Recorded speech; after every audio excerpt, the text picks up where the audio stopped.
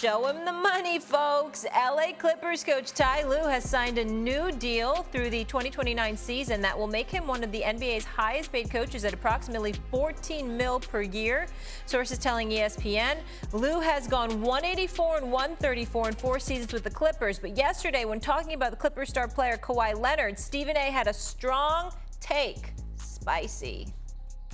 This is the worst superstar. I can make a case this is the worst superstar in the history of sports.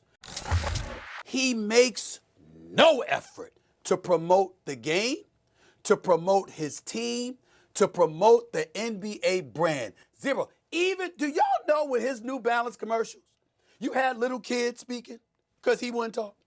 I mean, think about that. I got a commercial that I signed to endorse your product, and I won't even speak. It's the truth.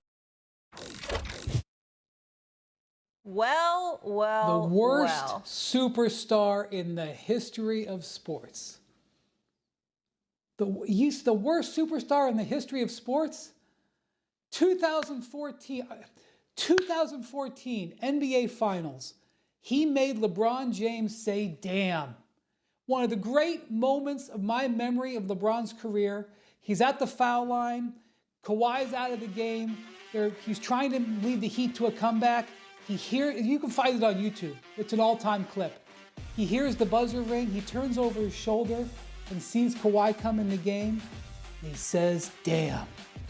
I don't know if LeBron can pay him a bigger compliment.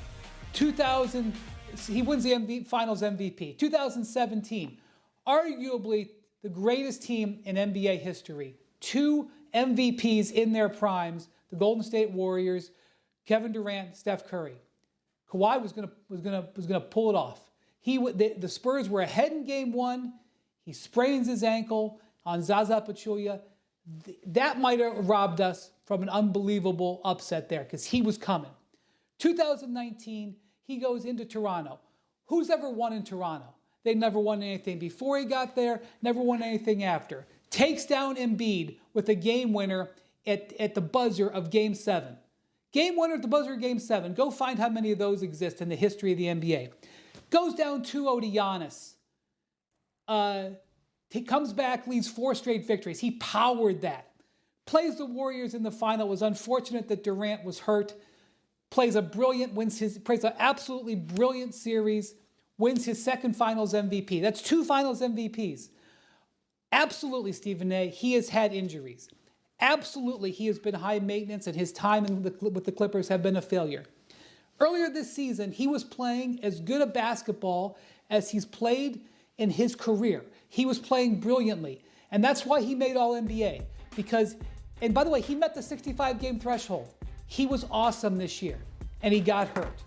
So he is not loquacious. I'll give you that. He is demanding. I'll give you that. He has bad knees. That is not his fault. It is not a perfect situation. But the worst superstar in the history of sports? Stephen A., you've slept on it for a night. Come on, man. I think that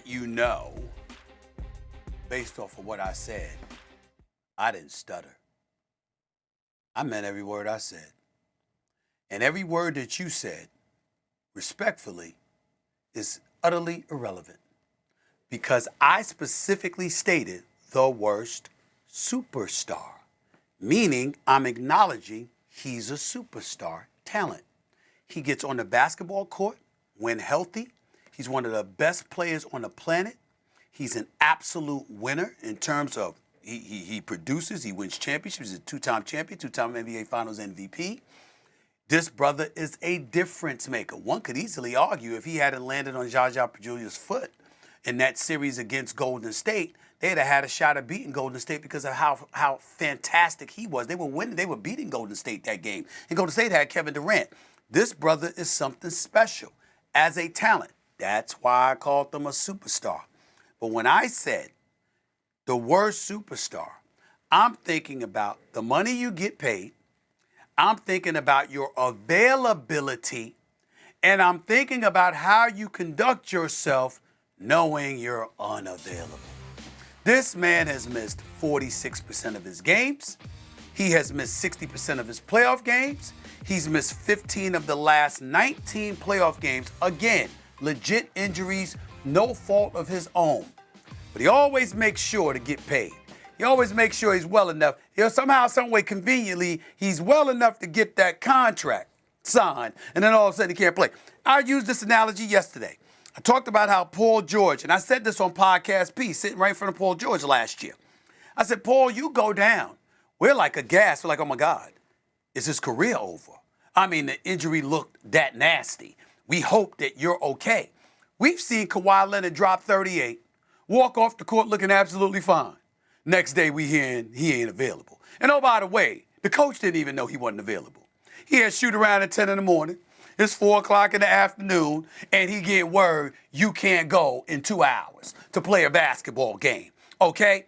Never mind all the perks that he makes sure to soak out of them. Never mind how he held the Clippers hostage and said, you want me, okay? Knowing he didn't really want to go to the Lakers, but threatened to go to the Lakers unless they traded the farm to get Paul George with him as his teammate. See, we forget all of those things. You act like this dude just shows up and plays great, Wendy, but then unfortunately or unluckily gets hurt. You don't bring into account how demanding he is for every little nook and cranny perk he can peel from an organization he has yet to repay.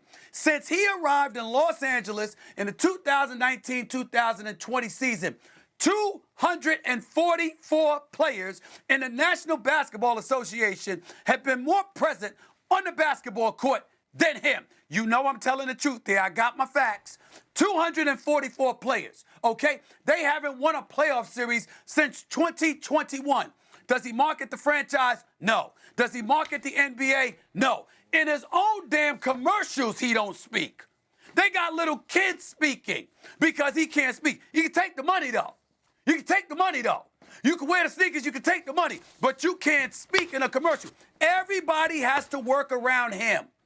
And he's not available more than half the time in the postseason and damn near half the time in the regular season.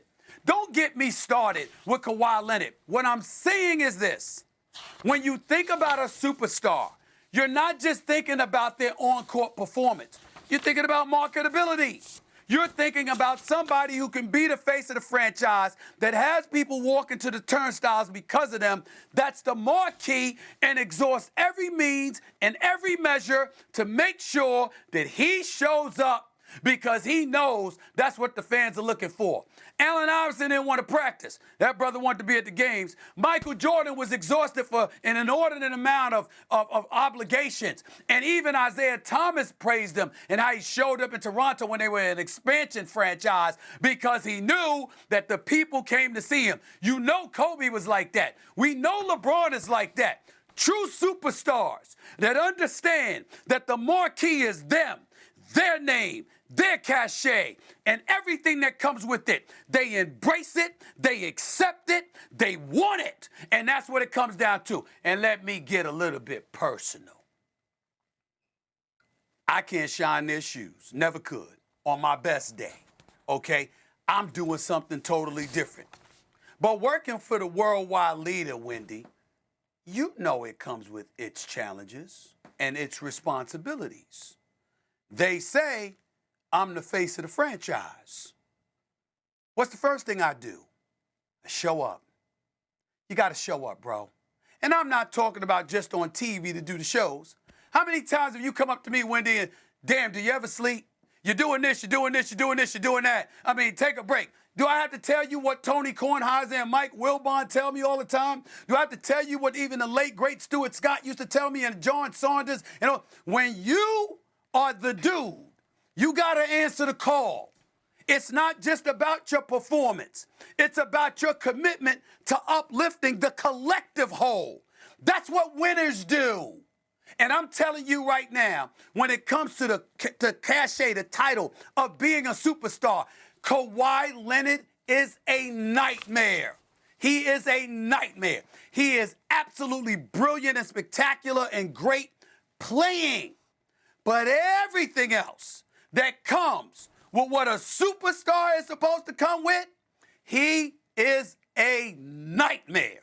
An absolute nightmare. And there is I can't believe I'm feeling sorry for a billionaire. But I feel sorry for Steve Ballmer. But for superstars, is it one size fits all in terms of your approach? Yeah. Couldn't you argue Couldn't you argue that the fact that he gets these perks despite this shows how much of a superstar that he is? That Drake, this is one of my most amazing stories. Drake offers Kawhi to sit in his house, and he uses his house to negotiate with Paul George to get him away from the Raptors, where Drake's a part owner.